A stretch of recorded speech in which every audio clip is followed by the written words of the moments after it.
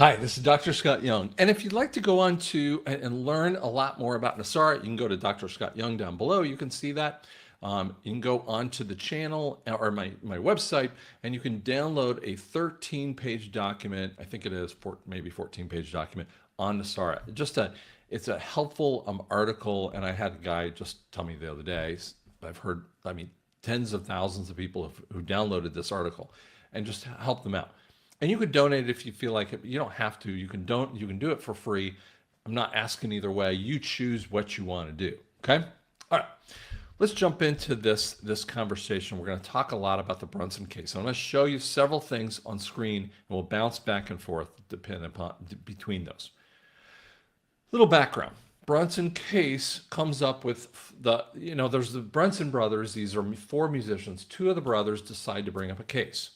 And it is a personal injury case, and they'll explain it a little bit more with that too. Comes up in Utah court, and it has the part of the problem with the case, total validity, by the way. But part of the problem with the case, and it comes up in 22. This is why we were all excited when that case first came out.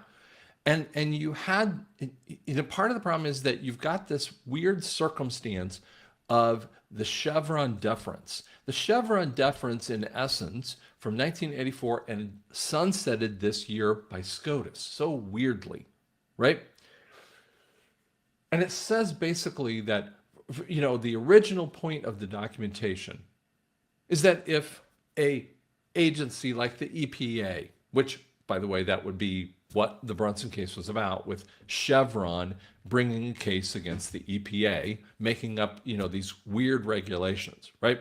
And it basically said, hey, listen, if those regulations haven't violated law, like they haven't murdered, killed, whatever, kind of thing, then they're going to have deference, which means you almost have to have permission from the government to sue them. Like, who's going to say, oh, yeah, go ahead. You have permission to sue me all you want to, right? No. Because if you're talking about a civil case, then you're personally liable in that way. Because that's actually how the oath of office works. We're going to talk a lot about the oath here.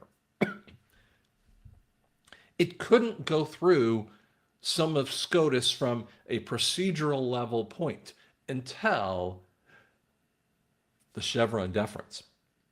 Now, Loy, who I've met before and talked through this kind of thing, it basically stipulates that from January 6th to January 16th, the election of 2020 had to be adjudicated in the 2 houses. They had to sit and talk about it. Now, this almost came about in 2000, Gore and Bush, or Gore v. Bush. And the hanging chads, razor thin margins between those 2. Realize there's something going down in the deep state. Both of them were deep state anyway, but there was something going very strange in the deep state. They were setting up a precedent to come, because what Bush would do is bring on emergency orders after 9/11, like the Patriot Act and TSA, that would abridge your rights in so many ways with that too. And I would say that we, in some ways, some portions, have allowed the federal government to have emergency orders over us, and they have never been stopped. Okay. But they adjudicated the case in Christmas time-ish of 2000, so they don't have to get to January 6th. January 6th is a very interesting date, because prior to this, by a couple days, the new incoming senators and congressmen are coming in, and then they get their oath of office, and they get their place around the government, their little building set up, or their, get their staff in place, all that kind of stuff happens, right? So they get their oath of office.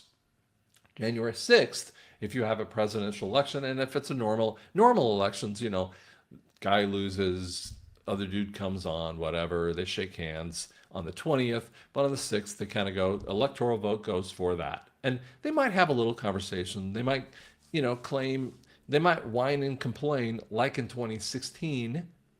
Think about that one for a second. But They didn't do anything because Trump clearly beat Hillary, and they were very, very upset about it. And they had no answers for this issue. Okay.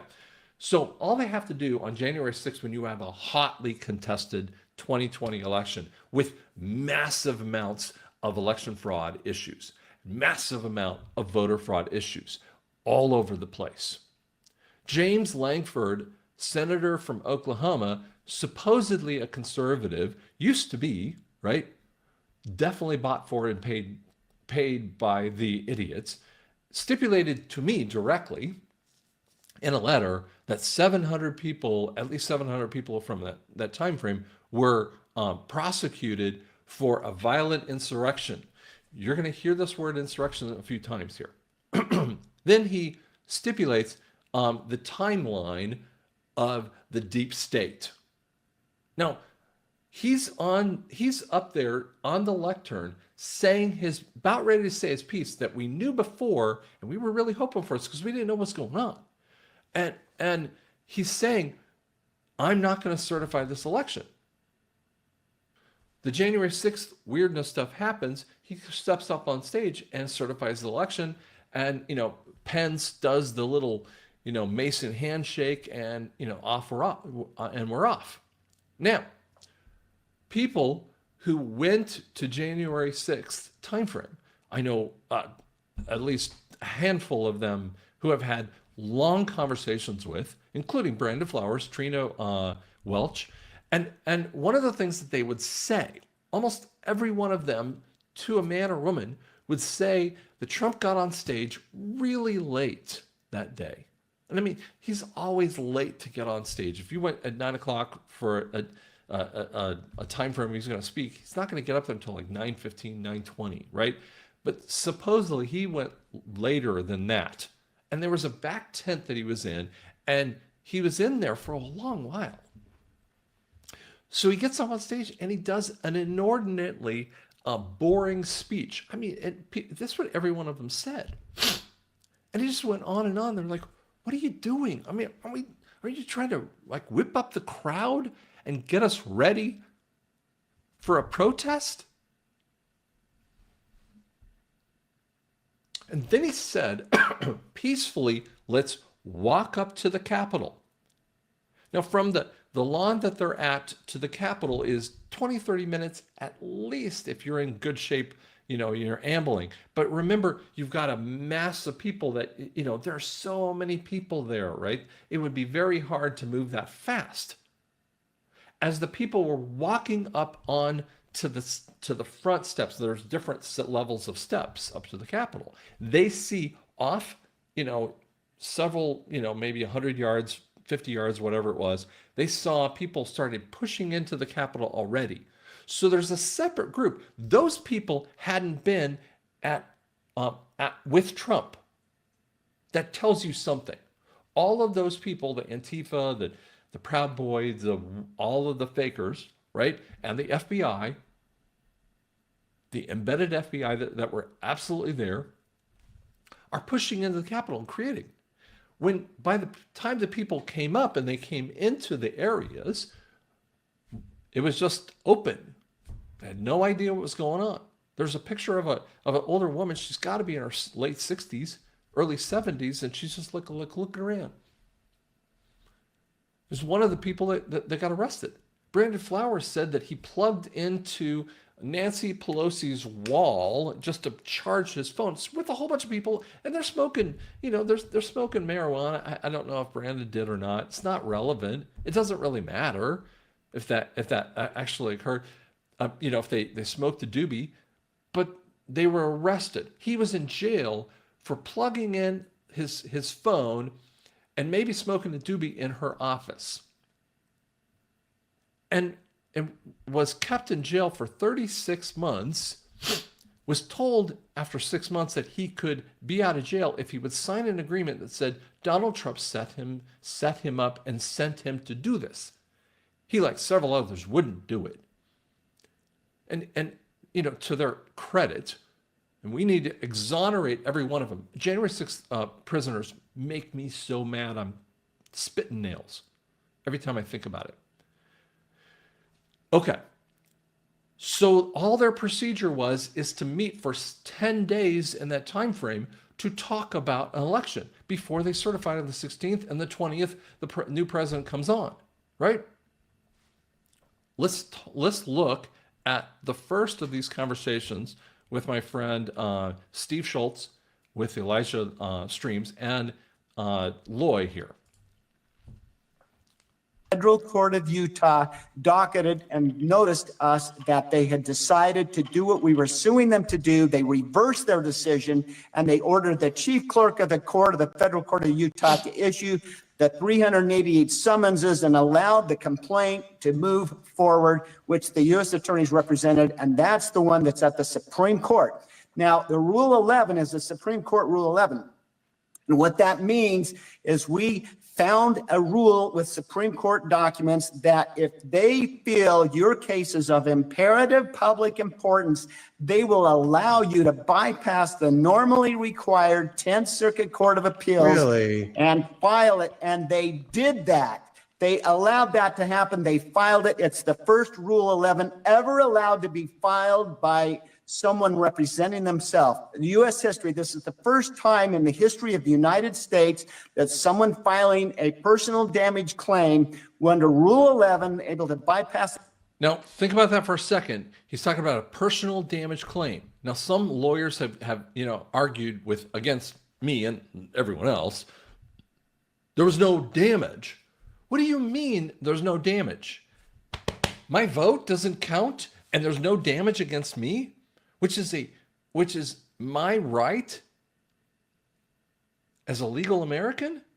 That is personal damage. That is the definition of personal damage. The 10th Circuit was able to file one. Now, the last time a Rule 11 was filed by the Supreme Court was in the 70s. So the current justices, this is the first Rule 11 the current justices have allowed to be filed. Now, think about that for a second. Special circumstances are going to be so involved in here. This is totally nutty.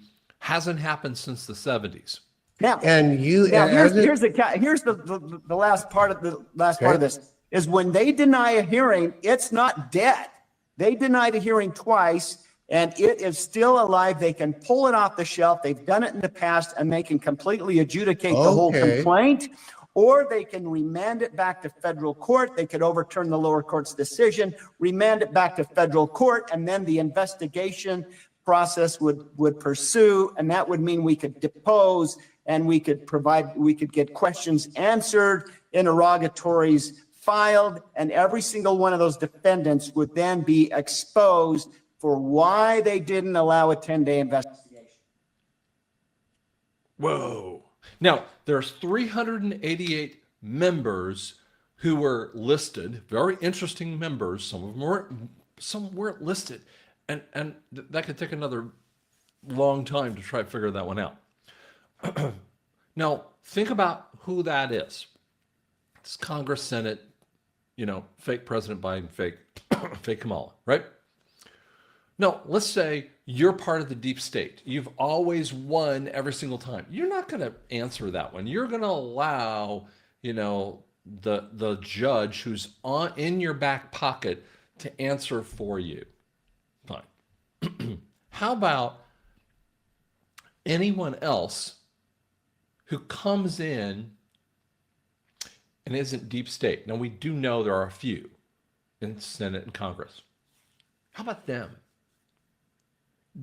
Why wouldn't one of them say, I'm going to make a comment upon this thing? Their legal right. Because if I'm included with, let's just say, 388 audiologists around America are indicted, given, there's a civil suit against us. And I don't care how much my lawyer or the 388 counsel lawyers, or lawyers of those counsel, would say, no, we got this thing back. I'm like, listen, I'm going to put my own words in there because I don't know if I don't put my own words in there that doesn't have an effect upon the courts. Did you catch it? But not one of them did. This is what messed us up in 22, because in about October of 22, when this case was coming up and we were waiting for them to respond to the claim, none of them did.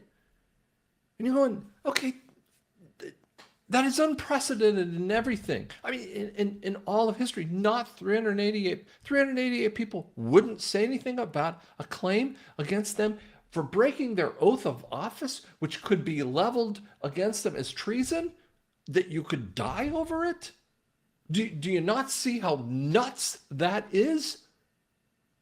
Let's watch him talk at this recent one. This is, by the way, Open the Heavens. It was supposed to be in Boise in November 9. I was supposed to be there. My wife got really sick, and I mean sicker than we've had in our 30 plus years of marriage. And I couldn't leave her. She couldn't get out of bed, right? SG and a friend of mine, he and I've talked many times. We've been on my show. SG had 3 planes canceled underneath him. And there was some spiritual warfare at this particular event.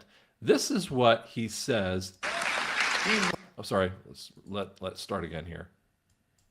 Climate, the political climate, the shift that's happening, the support the Supreme Court, I believe, has now is really unbelievable. And I've been saying from the get-go, even arguing with my brothers, it's like, don't get depressed about a denial. I said CNN spelled our name right, for crying out loud. This is getting some national exposure, and it's really about America waking up. I mean, the truth is, you guys and others have awakened to the binding oath concept that the case is about, and these U.S. attorneys fighting with absolute immunity claims. It's just ridiculous. But we had some miracles happen. The federal court, we weren't even supposed to be in the federal court with this case. This is a personal damage claim. You got to get permission. So after taking the federal court of Utah and the 10th Circuit Court of Appeals to state court, which was another miracle, the state court clerk allowed us to even file it there, showing them the constitutionality of our complaint, where the Constitution protects your right to bring any action against any person or entity, and showing them that, and then for them. But the problem with that is that we have the Chevron doctrine that still existed at that moment, and he never gets into this, but I think that it's relevant here with that too. But to reverse their decision.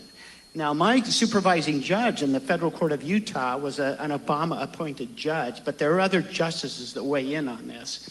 And so I'm notified that they had reversed their decision, and they ordered the chief clerk of the court to move this forward and ordered 388 summonses to be issued by the chief clerk of the court. Within 48 hours, those summonses were issued, and the U.S. attorneys were on board defending, and that's the case that's at the Supreme Court right now under their Rule 11, which is the first Rule 11 petition for writ of certiorari ever filed, bound by oath to this Constitution, and they're going to realize that our politicians have been hiding behind the absolutely false absolute immunity claims, and this is going to come to an end with America waking it up, and the court of public opinion is going to help the Supreme Court of the United States do the right thing, and it's going to be fantastic.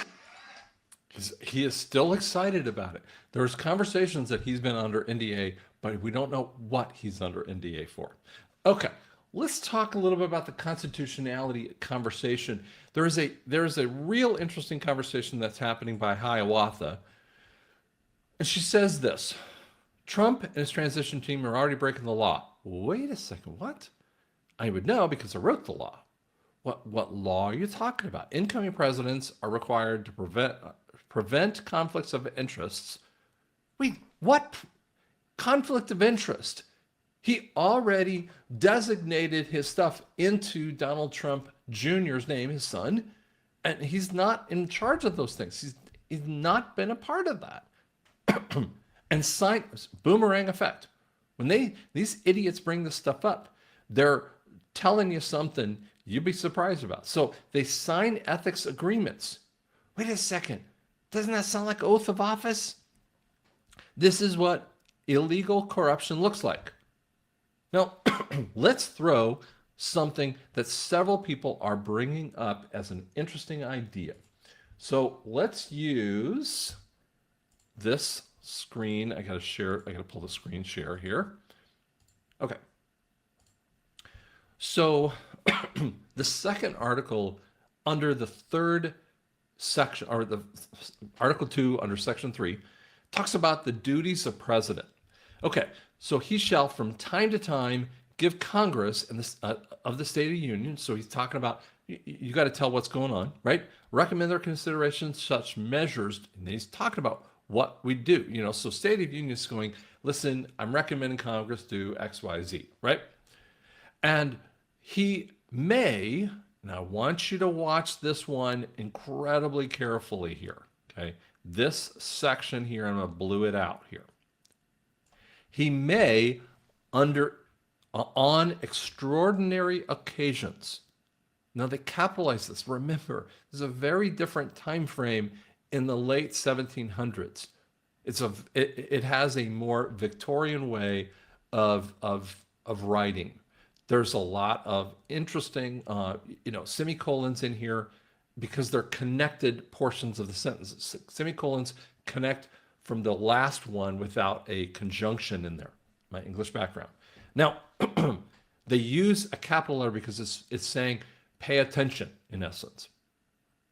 He may, under extraordinary occasions, convene both houses or either of them, and in the case of disagreement between them, with respect to the time of adjournment, he may adjourn them to such a time as he thinks is proper.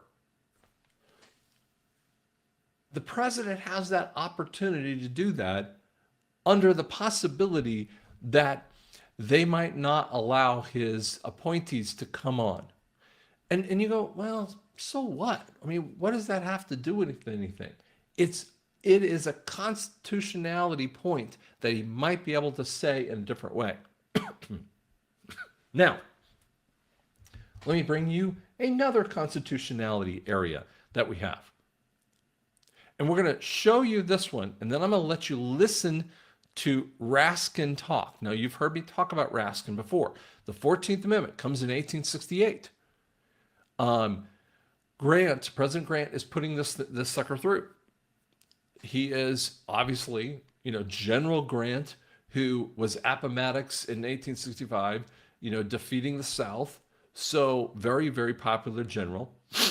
And Lincoln's already been killed in 1865, right?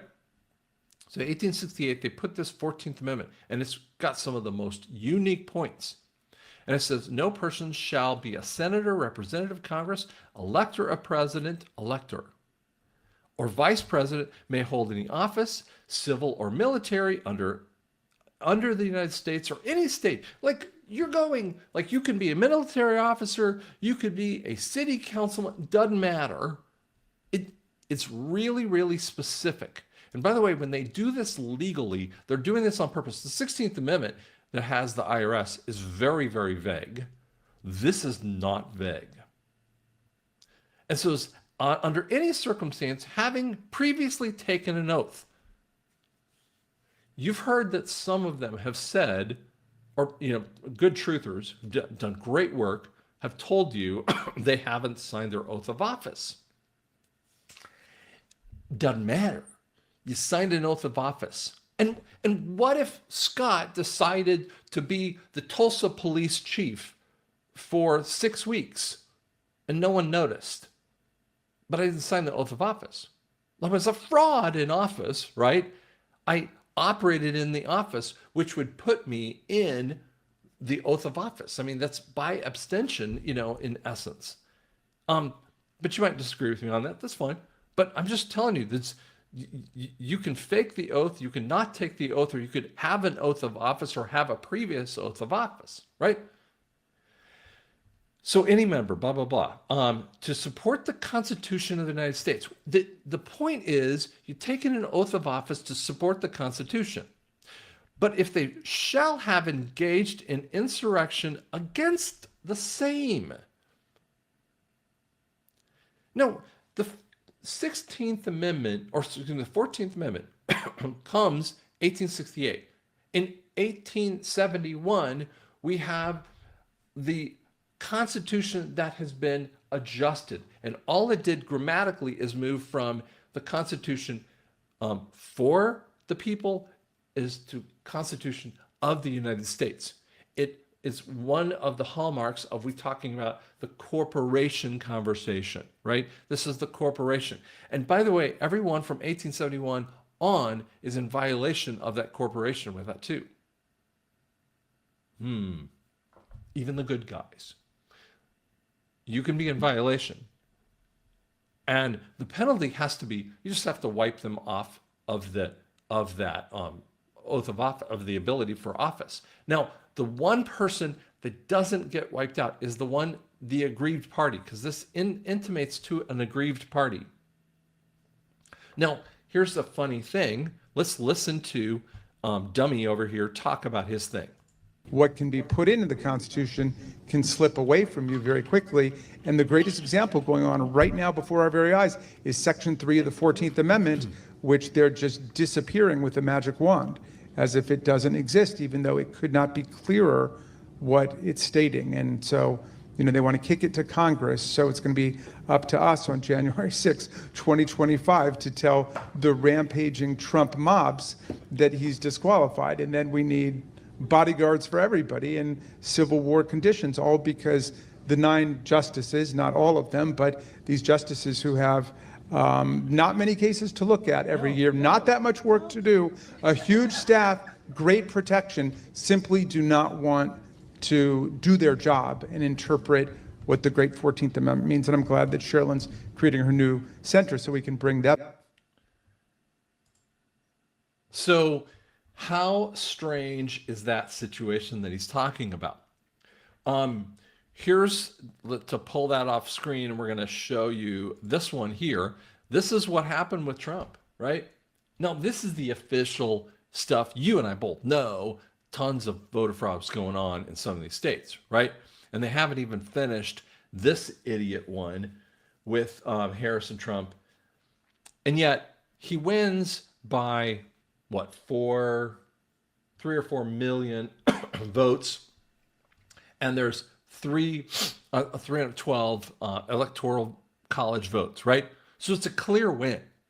Even when they tried to push together all the the illegals and all the other stuff I've shown you in the past, right? Okay. But Trump puts in something else.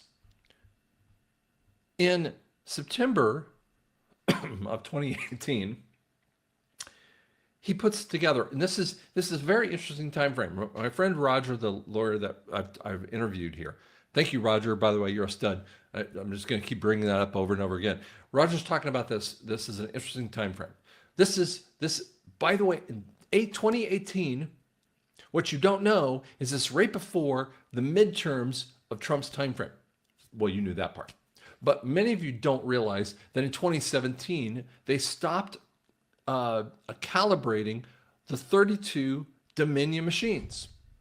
The 32 states of Dominion machines. That means 2018, 2020, 2022, 2024 are all illegal, uncountable kinds of operations. And those Dominion machines, like they can shift votes around. You could have voted for Trump and it goes away, right? It's just how they do that. Whereas paper ballot is the accounting systems, right? That's when you see some of these people and they couldn't click their little button on Trump, but they could do it for Harris. Boop, it goes right through. So what he does is he catches them here.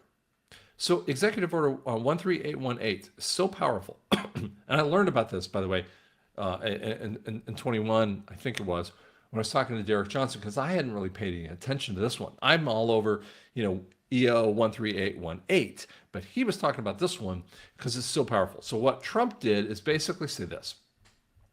So anyone in office, and if there's an ability for persons located inside, located while they're in a substantial part inside or outside of America, they're interfering with the election, blah, blah, blah, blah, blah, right?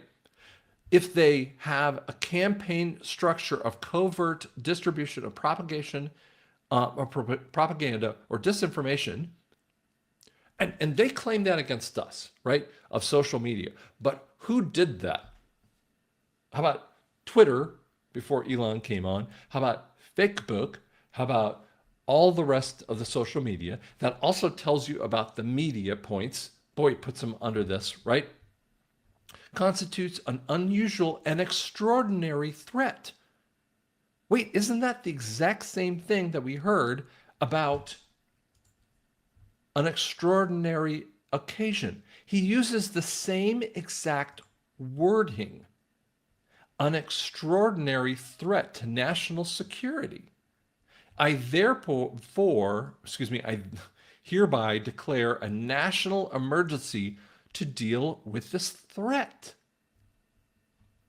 And what confused many of us, including, I remember Derek and I were talking about this in 2023, and right before this, and Biden, we didn't think Biden would sign it back in, and he did anyway. He did it again in 24. Like, what? Why would they put themselves in this kind of realm? I would sunset the snot out of this thing if I was the deep state. Now, let's use another statement that has been brought up. Elizabeth Warren, Hiawatha, or Pocahontas, whichever one you want to use with her. Donald Trump and his transition team are already breaking the law. I would know because they've already done. Because they wrote the law. Incoming presidents required to prevent conflicts of interest sign ethics agreements. Right? What? Wait, what? Remember we talked about that one before. What? Now, here's what I want you to hear. Over and over again, there have been cases against him, and he had 34 counts against him. Wait, that sounds very, very, very familiar. Can I show you what 34 counts might be like? November of 2017. Such a weird time frame. It sets off things.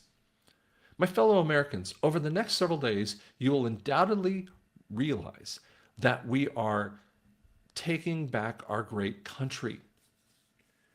This is what we hoped for in 2020. The land of the free from the evil tyrants that wish to harm us and destroy the last remaining refuge of shining light. On POTUS order, oh baby, POTUS order, we have initiated certain fail-safes that shall safeguard the public from the primary fallout which is slated to occur on 11/3. Wait a second. We never thought about that one very closely. Why didn't we think about what he's saying? Fallout is a nuclear conversation term. It's what you would use if you said there was a nuclear explosion that occurred. And in 2017, we didn't read this one correctly. Frankly, I don't think that we've read this one correctly all the way through because we're looking at military intelligence. It's really hard to do. So 11/3 would be at the same basic time frame of 2020, right? So we thought, okay, that would happen, right? And because it talks about the arrest of Podesta. And public riots are organized by serious numbers of efforts to prevent the arrest and capture of more senior officials. Wait a second, they're using false flag events to cover those senior public officials. Do you remember the Summer of Love in 2020? What were they covering up? Now, here's what it goes into, blah, blah, blah. It talks about child trafficking, or it deals with special operative measures, safety and well-being of every person. The atmosphere of the country is unfortunately divided. And then it uses something that doesn't grammatically make sense. The emergency broadcast signal. And it says EMS. Like, dudes, you got to understand, from a grammatical standpoint, I would say, if I was grading the paper, because I have a degree in English, right? If I had a degree in that paper, I'd be like, dude, EBS, right? They didn't make a grammatical mistake to like on accident. They made a grammatical mistake on purpose because the emergency broadcast signal comes on, there's an initiation point and an ending point. The initiation point might have been on POTUS order. What POTUS order could he have given to the people? It's an interesting conversation.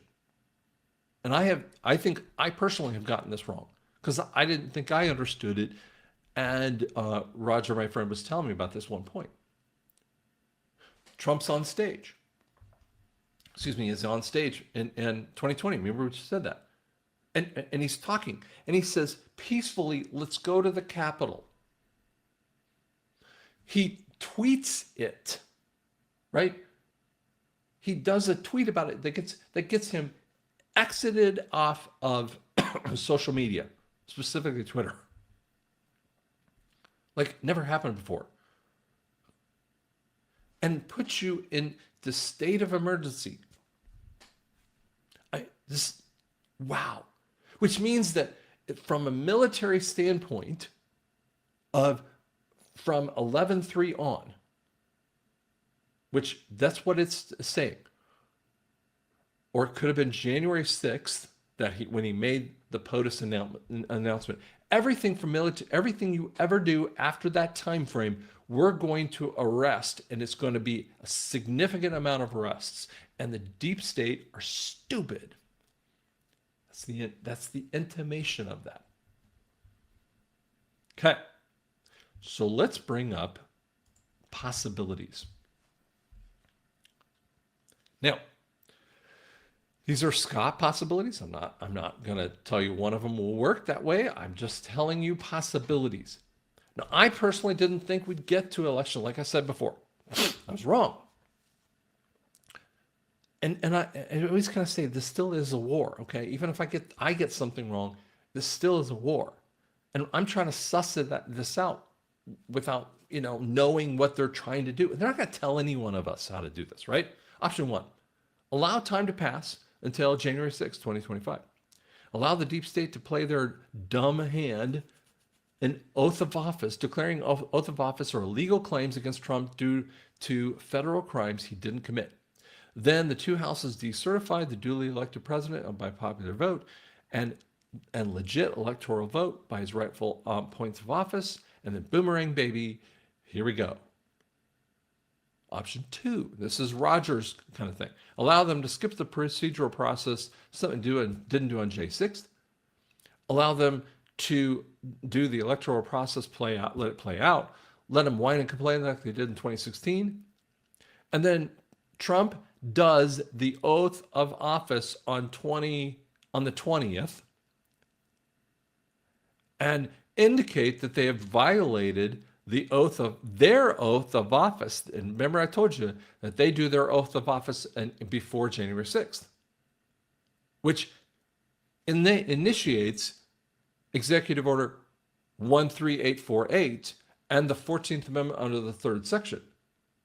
And those who broke the office from 2021, considering that that's when he talks about the peacefully dispersed point, institute a final blow of the EBS, like weather emergencies. And I'm going to explain that in a second.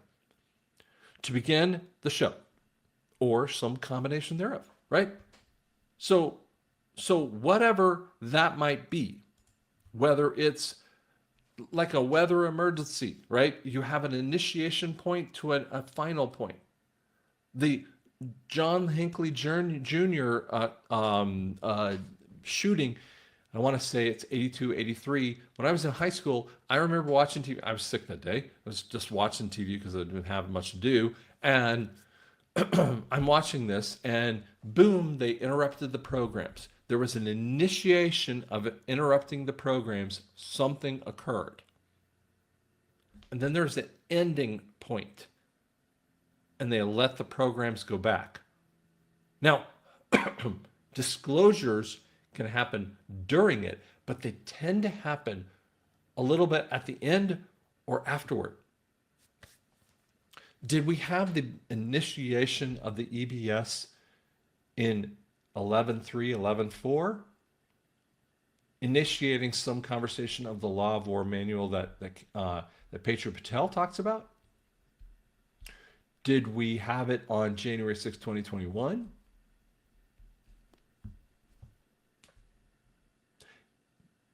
Do we have the final point of that EBS or the emergency message thing, which comes on a phone, right? That's why they're intimating. It's a process.